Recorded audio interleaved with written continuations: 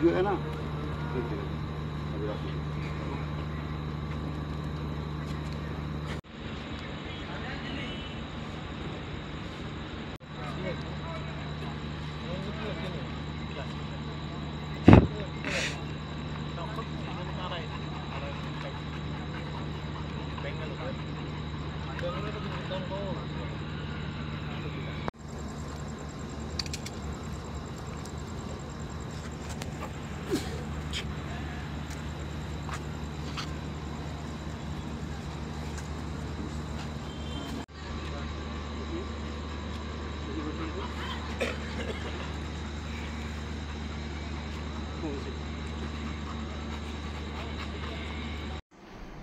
आज সন্ধ্যাবেলায় আগরতলা জিআরপিএস থানার অফিসার এবং আমাদের পার্শ্ববর্তী আরপিএফ স্টাফরা অন্যান্য দিনের ন্যায় আবার রুটিন চেকআপে বেরোয় এবং চেকআপে বেরোয় গগন কুমার এবং গৌরব কুমার নামে বিহার রাজ্যের দুজন নাগরিককে আটক করে এবং তাদের ব্যাগ তল্লাশি করে সর্বমোট 3 কেজি 680 গ্রাম অবৈধ গাঁজা উদ্ধার করে।